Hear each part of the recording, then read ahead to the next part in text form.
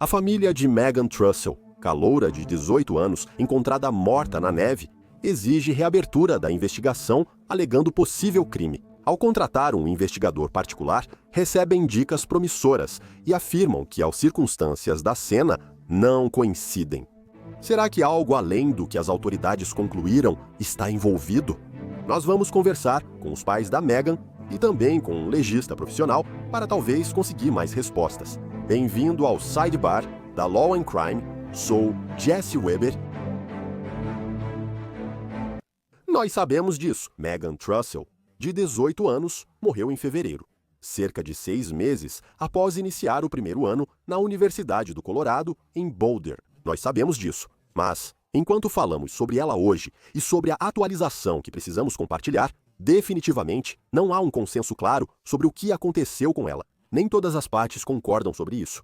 As autoridades afirmam uma coisa, mas a família de Megan acredita em outra totalmente diferente. Vou falar com os pais dela, Joe Trussell e Vanessa Dias, em breve. Vou consultar um legista profissional para entender melhor o que pode ter ocorrido aqui. Vamos voltar para 9 de fevereiro de 2025. Megan deixou o campus após suposta briga com sua ex-colega de quarto, Hailey Strickland, que recentemente falou à revista People. Vamos comentar o que ela disse.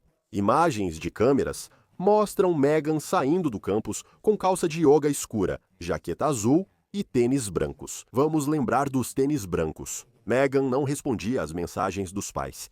Ela foi dada como desaparecida em 12 de fevereiro. E em 15 de fevereiro, os guardas florestais encontraram o corpo congelado de Megan coberto de neve em uma área remota perto da Boulder Canyon Drive, próximo a um bueiro de drenagem e um riacho fora da cidade. As autoridades descreveram inicialmente como terreno de difícil acesso, exigindo evacuação técnica e uso de rapel. E tudo o que eles podiam ver era o cabelo e o rosto dela saindo da neve, avançando para maio. O departamento do xerife e o Instituto Médico Legal do Condado de Boulder informaram em comunicado conjunto que após a autópsia, Megan faleceu, como resultado dos efeitos tóxicos da anfetamina. Isso está no Adderall, que a família de Megan confirmou que ela tomou.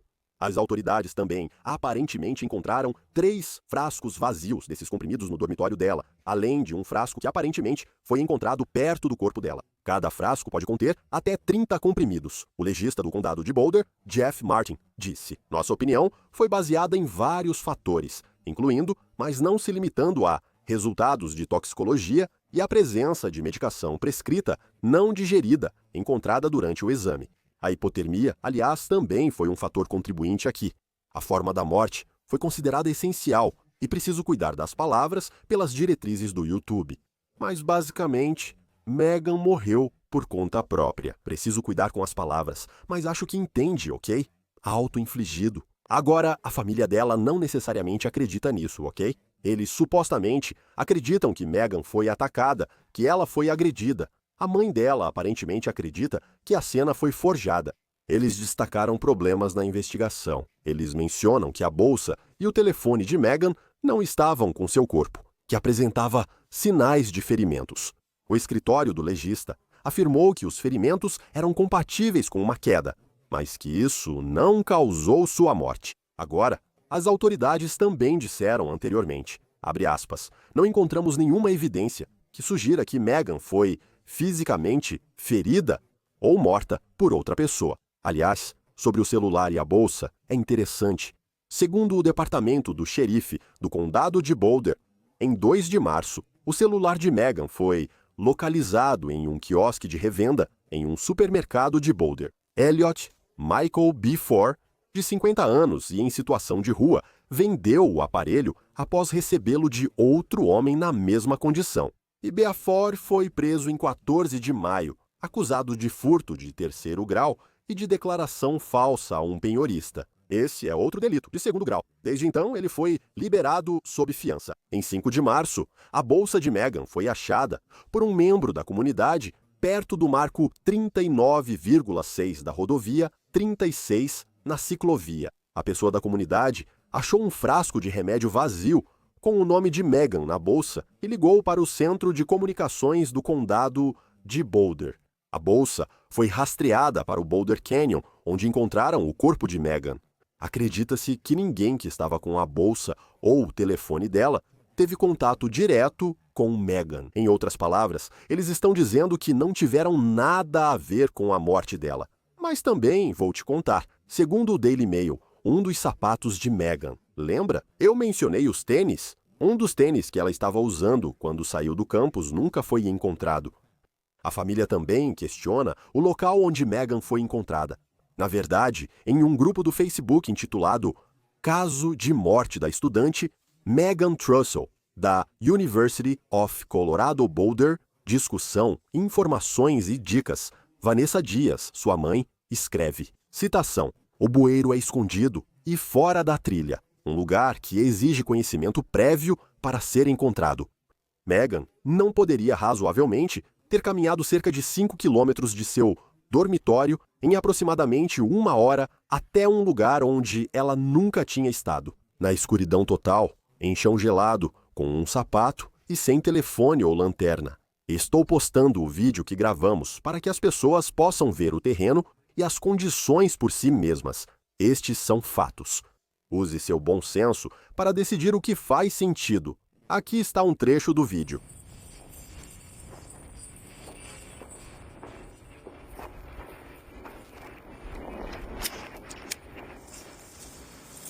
Ninguém foi preso ou acusado pela morte de Meghan, pois as autoridades afirmam que ninguém é responsável.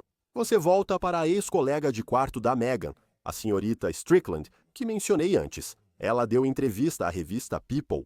E na entrevista, ela diz como Meghan era, abre aspas, uma pessoa única na vida, como ela amava a família, como as duas eram próximas.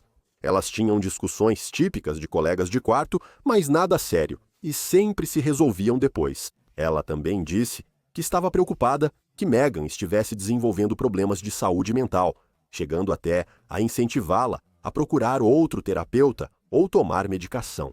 E em relação à noite em questão, quando Meghan saiu, ela afirmou que voltou para casa e viu Meghan e o namorado sendo íntimos. Eles começaram a brigar, abre aspas. Tivemos uma conversa inteira e ela disse que respeitava e que entendia. Eu entrei e vi os dois e simplesmente me senti traída. E Strickland afirma que saiu para o trabalho e nunca mais viu Meghan. O namorado não foi oficialmente identificado nem implicado na morte de Meghan. Segundo a revista People, que revisou os arquivos do caso, Meghan e o namorado discutiram e ele terminou com ela. Strickland disse que não avisou as autoridades sobre o sumiço de Meghan nos 2 primeiros dias, porque pensou que ela estava na casa da irmã. Segundo o The Mirror, Estados Unidos, a família de Meghan, que contratou um detetive particular, pede ajuda à comunidade. E essa é uma grande atualização. Eles teriam recebido, abre aspas, 4 pistas promissoras sobre a morte de Meghan. Eles pressionam para reabrir o caso. Falarei sobre isso em breve. O departamento do xerife de Boulder disse ao Daily Mail que a causa da morte de Meghan já foi determinada, ficando na defensiva, abre aspas, sobre as evidências disponíveis e os fatos relacionados a esta investigação. Um porta-voz disse. O xerife Curtis Johnson afirma que seus detetives fizeram uma investigação completa sobre a morte de Meghan, com base nas evidências disponíveis. Foi uma situação trágica, com grande envolvimento da família. Funcionários do gabinete do xerife, juntamente com investigadores do Instituto Médico Legal e do gabinete do promotor, se reuniram com os advogados da família Trussell várias vezes, a pedido dos pais de Meghan. Como em qualquer caso, o gabinete do xerife irá avaliar novas evidências que surgirem e determinar se uma investigação adicional é necessária. Aliás, foi criada uma vaquinha online em nome da mãe de Meghan, Vanessa, para arrecadar fundos. Para dar continuidade a essa investigação essencialmente privada, eles estão arrecadando fundos, principalmente para uma autópsia particular, despesas legais, especialistas em investigação particular e testes laboratoriais. Já arrecadou mais de $85 mil até agora e também criaram uma petição no Change.org. Afirma que a investigação inicial foi prejudicada por erros e omissões, sem explorar todas as pistas e evidências que poderiam trazer justiça. Isso não foi só um deslize, mas uma má condução que exige investigação renovada, diligente e transparente. A comunidade, família e amigos concordam que reinvestigar é essencial para garantir que todas as possibilidades sejam levadas a sério. O texto continua dizendo, abre aspas, agora estamos pedindo ao governador Jared Polis que tome uma atitude. Como governador, ele supervisiona o Departamento de Segurança Pública, que dirige o Departamento de Investigação do Colorado. O Departamento de Investigação do Colorado, pedimos que ele faça o Departamento de Investigação do Colorado intervir e revisar a investigação mal feita pelo Departamento do Xerife do Condado de Boulder, no caso da Megan, morte. Agora quero apresentar 2 convidados especiais. Estou acompanhado pelos pais da Megan, Joe Trussell e Vanessa Dias. Muito obrigado aos 2 por terem vindo. Deixe-me começar dizendo que sinto muito pela sua perda. Sinto muito que vocês ainda estejam investigando isso e que tenham que continuar falando sobre isso. Sei que não é fácil e agradeço muito por vocês 2 tirarem um tempo para isso, mas é muito importante. Então, muito obrigado a vocês 2. Quero começar perguntando como vocês 2 estão se sentindo agora. Vanessa, começo por você. Como está? Como você está aguentando? Eu estou bem. Dias bons e ruins, claro. Eu tirei uma licença bem longa do meu trabalho e agora estou de volta para um novo ano letivo e... É bom estar de volta, mas Joe e eu agora temos 2 empregos em tempo integral, investigando e fazendo nossos trabalhos. Spindles e... Sim. E Joe, e você? Tô bem, sabe? Acho que a intensidade do que aconteceu é algo que vai ficar com a gente para sempre, né? Então eu não tenho nenhuma... A ilusão de que nada disso nos será tirado. Estou lidando com isso no meu tempo, mas esse caso é um problema a ser resolvido e exige muita concentração. Isso é, faça você mesmo. Eu e Vanessa estamos aprendendo e absorvendo tudo enquanto tentamos entender a investigação e como resolver isso. E eu já expus muito disso e espero que vocês 2 possam preencher algumas das lacunas, conforme surgem esses novos desdobramentos e para onde a investigação pode ir. Antes de entrar em qualquer um desses assuntos, se puderem, eu vou perguntar para cada um de vocês como era para a Megan.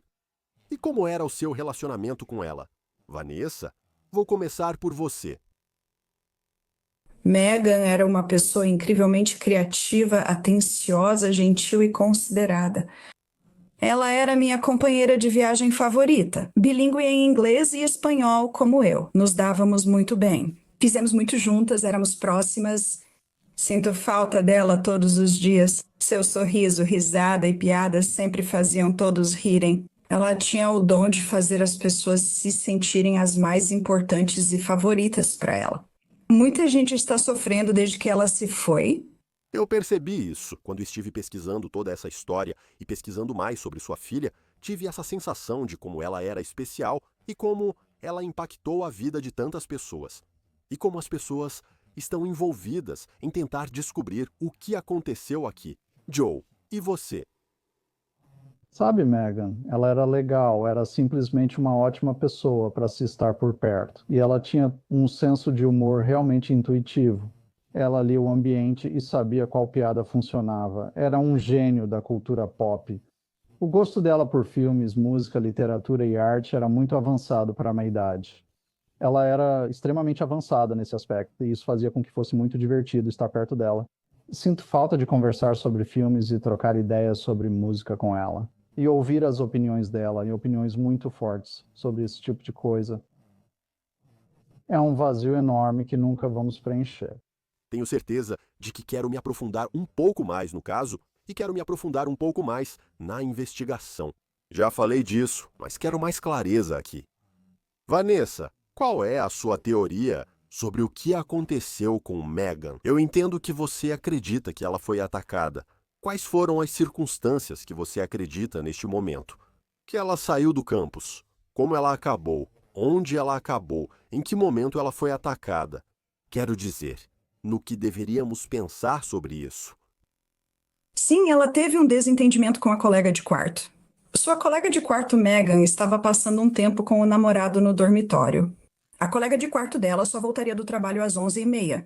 A colega de quarto surpreendeu eles ao voltar ao dormitório por volta das 9h. Ela não deveria sair do trabalho para um intervalo de 15 minutos, mas saiu. Ele conta que surpreendeu Megan deixando o namorado dela chateado por interromper um momento íntimo.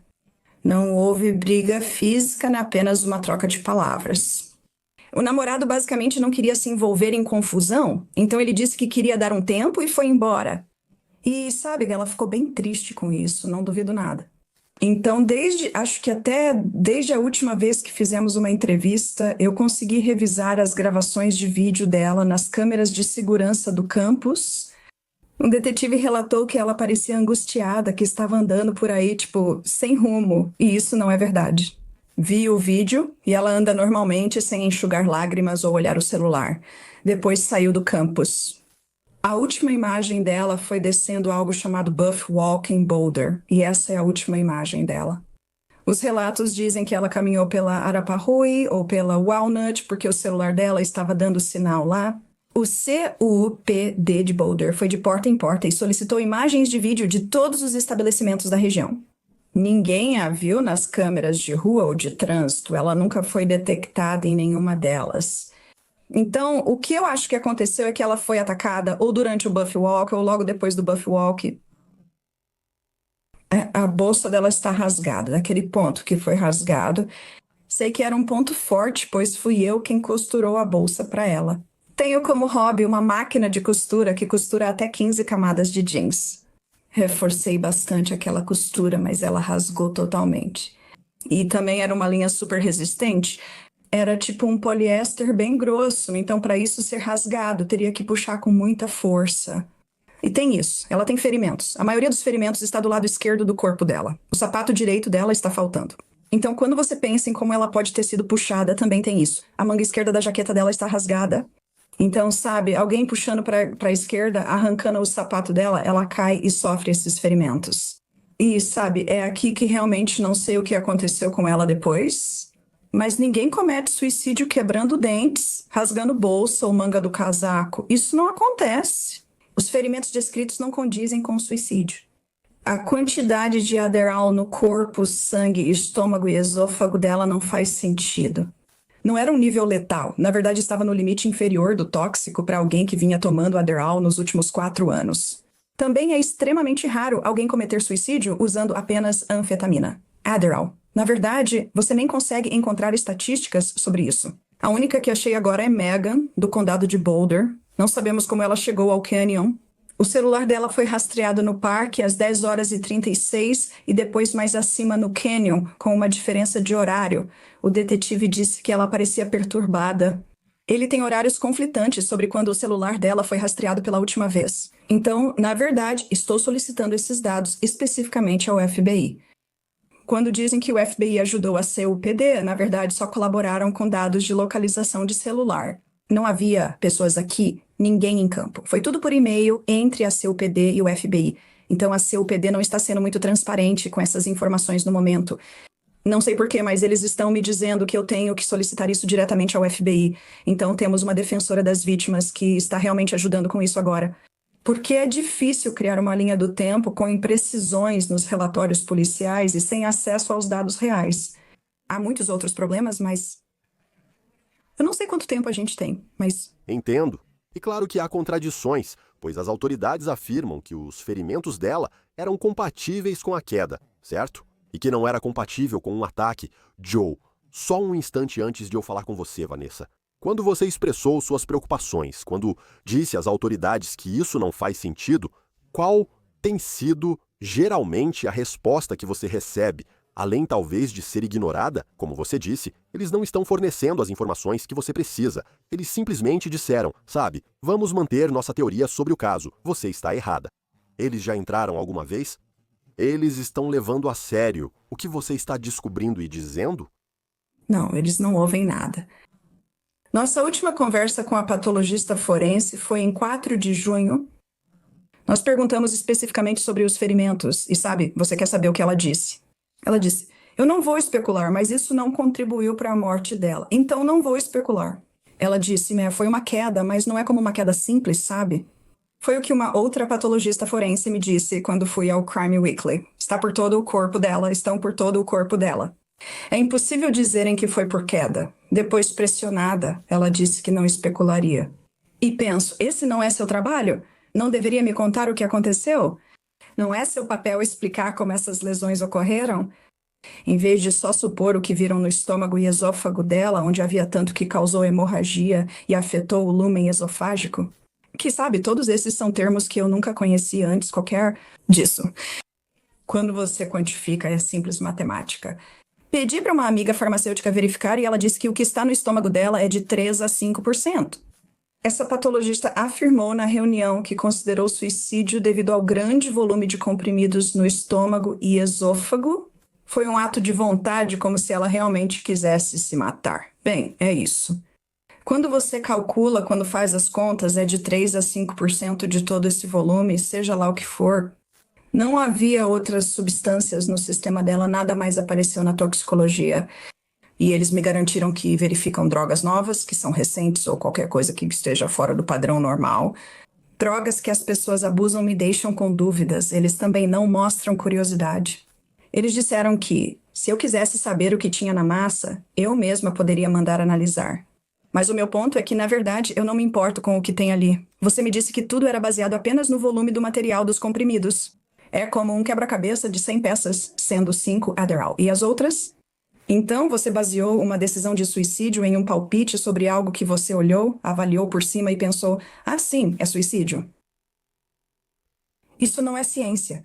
Agora, Joe, estão dizendo que a família recebeu 4 pistas promissoras sobre o que aconteceu com Megan. Eu não sei se você pode compartilhar quais são essas pistas, mas qualquer coisa que você puder nos contar sobre essas possíveis pistas, o que você pode nos dizer? Bem, você sabe, é importante notar que recebemos centenas de pistas e todas elas precisam ser verificadas e algumas são meio fora do comum. Temos nos aproximado da comunidade de pessoas em situação de rua em Boulder. Não achamos que alguém da comunidade de pessoas em situação de rua esteja envolvido, mas o corpo da Megan foi encontrado em um local conhecido como acampamento dessas pessoas. Começamos no verão passado a subir lá e distribuir kits de cuidados. Nosso sistema de apoio é ótimo. E as pessoas doaram todas essas coisas para que pudéssemos ir até lá, conhecer a comunidade de pessoas em situação de rua em Boulder e ver se eles sabem de algo. Daí vieram várias dicas que estamos trabalhando, não podemos falar sobre elas no momento. Sentimos que, no último mês, chegamos a um ponto de virada, embora seja difícil dizer, pois as coisas evoluem com o tempo. Cada dia é uma surpresa diferente. Sempre acontece algo, mas sentimos que seguimos uma nova direção aqui. E algumas dessas dicas podem acabar sendo muito valiosas. Então, estamos apenas buscando uma resolução. 2 coisas. Megan não tirou a própria vida. Alguém é responsável. Essas são as únicas coisas com as quais me importo em tudo isso. Temos todas essas camadas de coisas com as quais estamos lidando além disso. A chance de ajudar a comunidade sem teto em Boulder, oferecendo algo em troca, pode nos beneficiar aqui. Só para esclarecer, não precisa me dar nomes. Você tem sua própria lista potencial de suspeitos, pessoas identificáveis que você compartilhou com as autoridades, que você conhece neste momento, mas não vai compartilhar?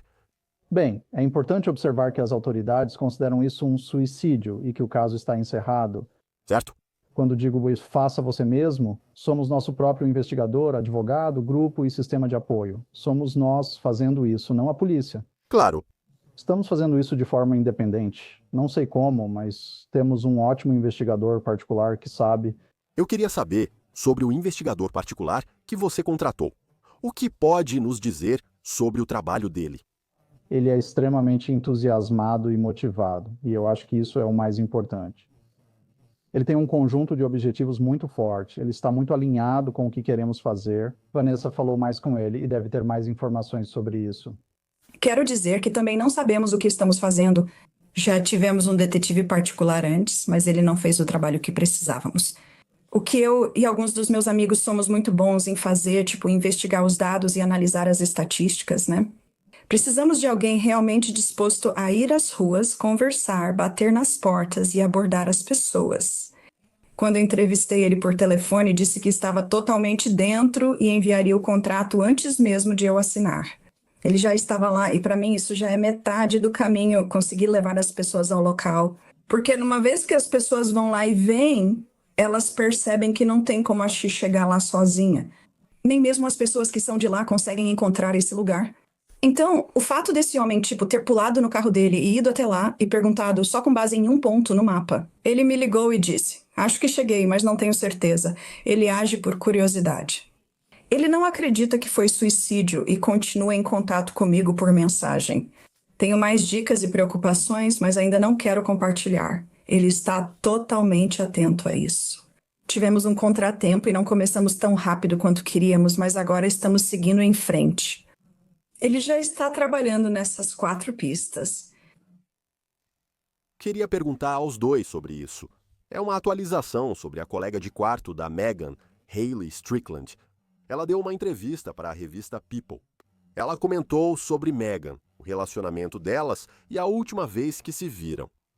Ela também comentou que a Megan pode ter enfrentado problemas de saúde mental.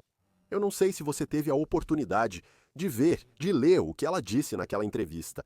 Mas, Joe, eu queria saber sua opinião sobre ela ter se manifestado. Bem, antes de tudo, Hayley, ela tem todo o direito de dizer o que quiser e eu recebo bem qualquer comentário que ela tenha. Preciso dizer que aquele artigo estava totalmente impreciso. Não tenho muito o que checar, mas ao ler achei tudo sem sentido. Sabe, Megan e Hayley se conheciam há 5 meses, só isso. Então, algumas das informações que Hayley fornece no artigo são imprecisas. Elas não fazem sentido. Não quero falar muito da Hayley, mas ela nunca denunciou o sumiço da Megan. Ela nunca nos ajudou na busca, não ajudou a distribuir panfletos, nada disso. Tivemos pouco contato com ela. A motivação para falar com a revista People é totalmente dela. Então, eu realmente não sei o que fazer em relação a Hayley, sinceramente. E eu só quero acrescentar que a Haley é a única que realmente conhecia a Megan.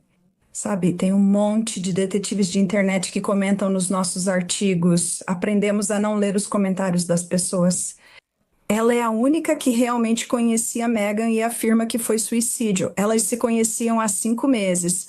Esse relacionamento era conturbado para a família e amigos dela, e o namorado dela também vai confirmar isso.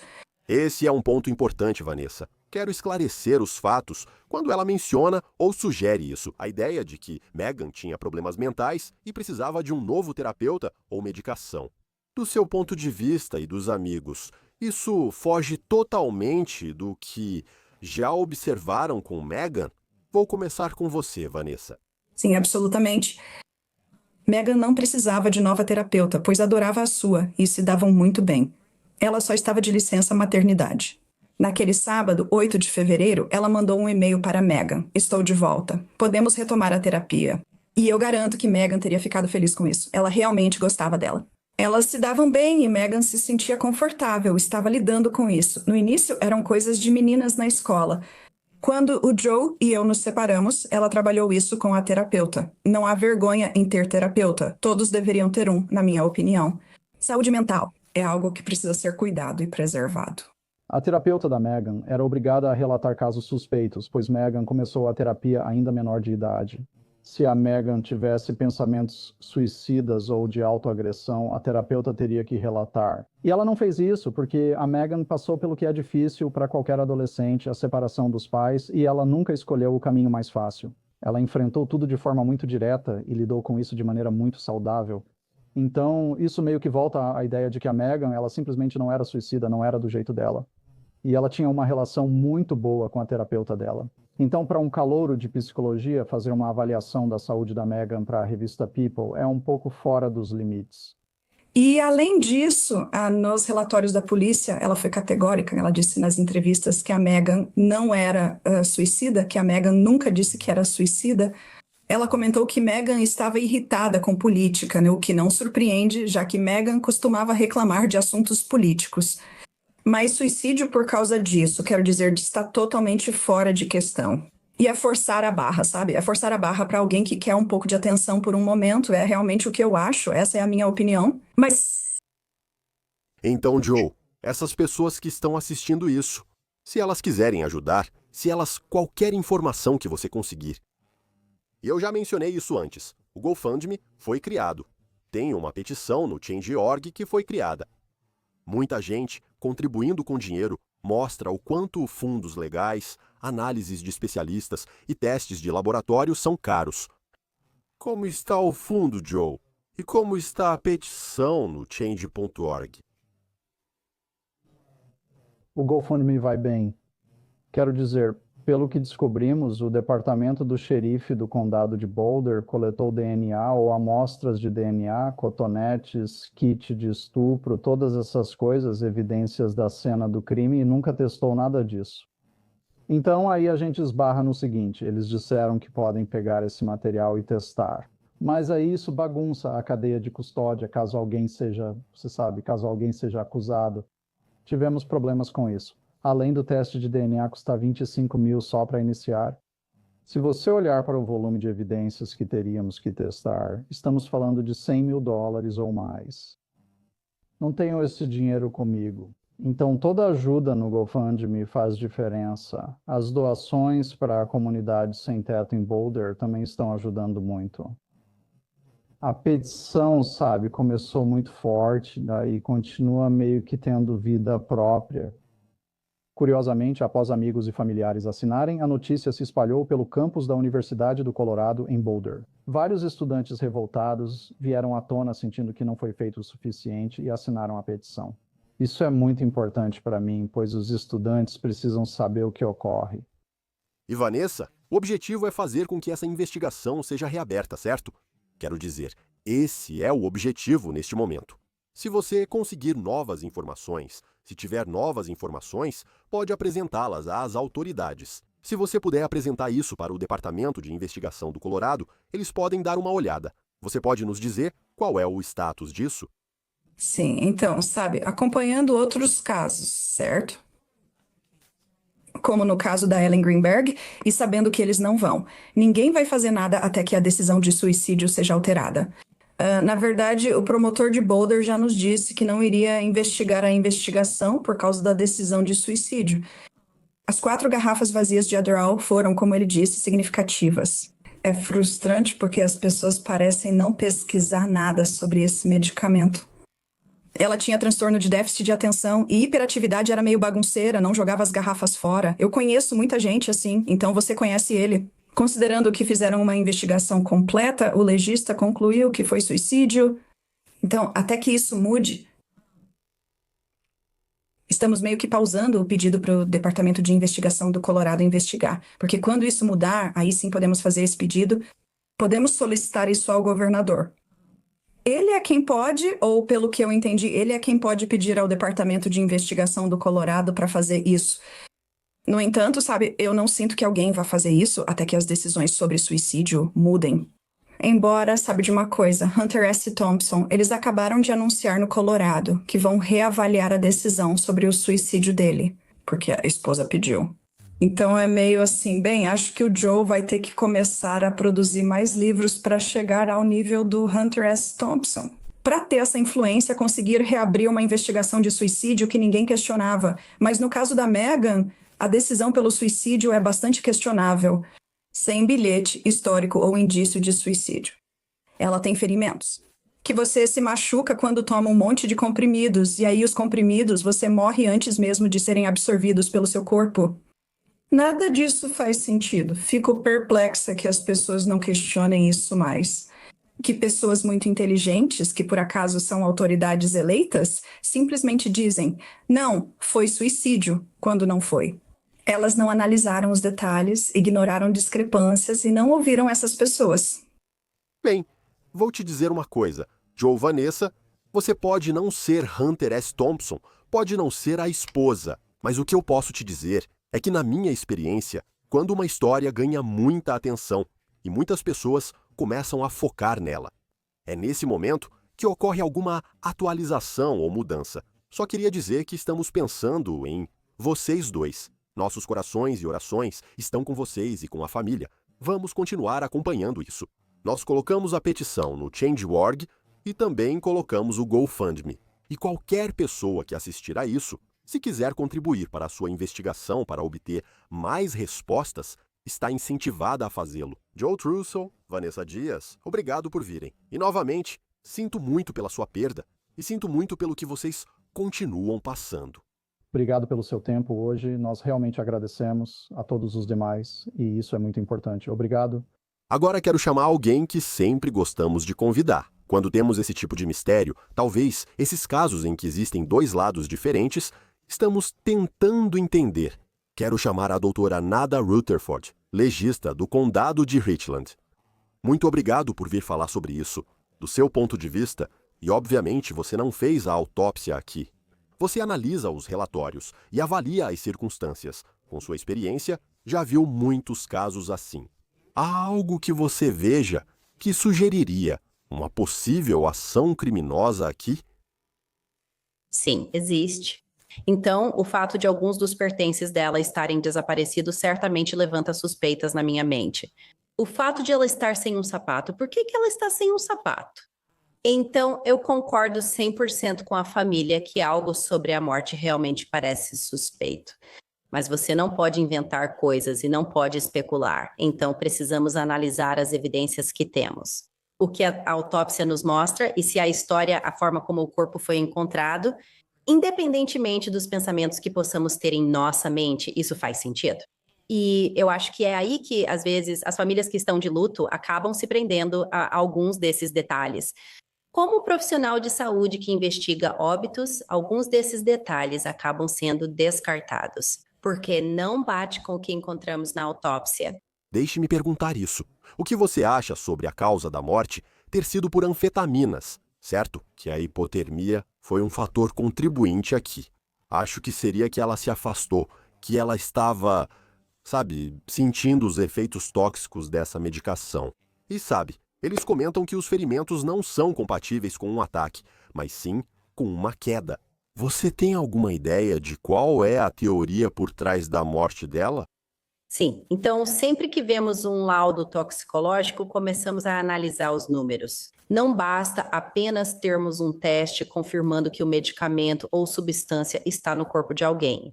O que também procuramos é a quantidade dessas substâncias. E, novamente, não é só a informação encontrada nesse soro ou na amostra de sangue que temos. O que vimos na autópsia? Então, havia comprimidos ou fragmentos de comprimidos na região da garganta, na região do estômago. Havia algo que fosse compatível com esse tipo de ingestão intencional desses medicamentos? Assim, ao investigar crimes, especialmente quando há possíveis efeitos tóxicos de drogas ou medicamentos, o que procuramos ver há sinais de crime ao redor da boca ou da garganta. Alguém poderia ter forçado ela a tomar essa quantidade de medicamento para chegar a um nível tóxico? Então, começaríamos analisando a receita. Quando ela foi prescrita? Quantos dias atrás ela pegou essa receita? Com que frequência ela retirava a receita? Quem estava prescrevendo isso para ela? Ela tinha várias fontes de onde poderia conseguir esse medicamento. Fazemos o relatório Scripps, eles aprovam e enviam para nós. Depois analisamos os profissionais que fornecem o medicamento. Ela poderia ter tido o suficiente para causar esse efeito tóxico? E o nível, a quantidade do que estava no sistema dela, isso corresponde com, uma ingestão acidental ou algo mais intencional de alguém? Quando vemos níveis muito altos, pensamos em ingestão intencional. Quão difícil seria encenar uma cena como essa? Se estamos ouvindo o que alguns membros da família têm dito, que, é possível que a cena tenha sido encenada. Os comprimidos podem ter sido forçados nela, talvez colocados para simular outra situação. Seria difícil encenar uma cena? Acho que sim, mas seria óbvio. O que eu diria qual era o estado e como os comprimidos foram encontrados? Eram apenas comprimidos inteiros que pareciam não ter sido metabolizados pelo corpo? Então, talvez isso fosse indicativo de alguma coisa, certo? Porque eu poderia pegar água ou algum tipo de líquido, colocar os comprimidos nele e depois despejar na sua garganta. Mas isso não muda o fato de que você precisava estar viva o suficiente para metabolizar o medicamento para que ele tivesse um efeito tóxico. E eu acho que é isso que a família pode não estar entendendo. Houve alguma ingestão do que quer que fosse essa substância? Alguém poderia ter forçado isso nela? Com certeza. Poderiam ter triturado e colocado em uma bebida? Com certeza. Mas quando teriam tido tempo para fazer isso? Ela some, não aparece nas câmeras e depois é encontrada sozinha. Adormecer em algum lugar do lado de fora teria deixado ela suscetível a ser uma vítima. Mas, novamente, a hipotermia é algo que pode causar a morte. Então, quero dizer, há tantas pequenas coisas aqui que levantam um sinal de alerta, mas não necessariamente são uma prova definitiva. Se você me entende. Sobre os ferimentos, a família suspeita de um ataque, mas as autoridades apontam que podem ter sido causados por uma queda. Na verdade, a vice-legista Colleen Hancock disse que o corpo de Megan foi encontrado cerca de 6 metros abaixo, nessa encosta íngreme e rochosa. Os ferimentos eram de impacto, compatíveis com queda, e não causaram ou contribuíram para sua morte. O que você acha disso? Se os ferimentos por impacto tivessem contribuído para sua morte, a autópsia teria declarado: ela pode ter tido hemorragia cerebral. Mas se não fosse grave o suficiente para ser considerada como causa de morte na certidão de óbito dela, então não é nada. E as quedas eram compatíveis com danos pós-morte ou eram compatíveis com danos antes da morte? Então, novamente, esses são detalhes no laudo da autópsia que eu não vi, para afirmar onde acreditamos que essas lesões ocorreram ao longo da linha do tempo da vida dela.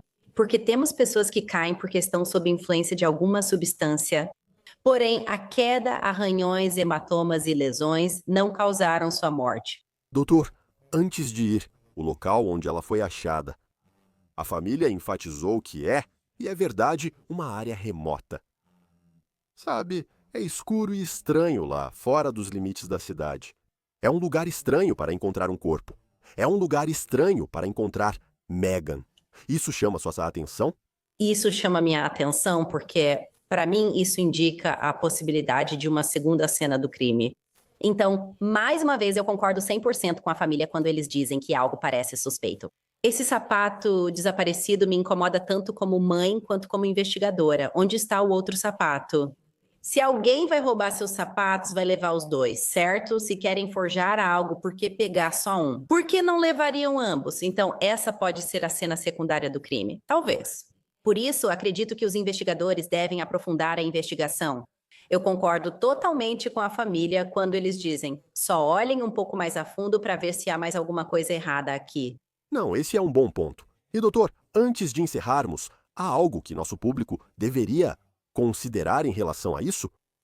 Se você realmente acredita que alguém forçou outra pessoa a tomar comprimidos, você deve procurar sinais de lesão na boca, na língua, nas gengivas. Veja se há algum ferimento de defesa nas mãos. Seria muito difícil até uma pessoa semiconsciente engolir comprimidos, pois ela engasgaria. Então, eu definitivamente gostaria de saber, nesse laudo de autópsia, quais sinais de luta poderiam ter existido, que poderiam ter forçado ela, que poderia mostrar que alguém a obrigou a tomar tantos comprimidos. Doutora Nada Rutherford, muito obrigado pelo seu tempo. Agradeço mesmo.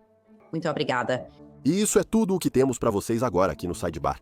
Pessoal, muito obrigado por nos acompanharem. E como sempre, por favor, inscreva-se no YouTube, Apple Podcasts, Spotify ou onde quer que você ouça seus podcasts. Você pode me seguir no X ou no Instagram. Eu sou o Jesse Weber. Falo com vocês na próxima vez.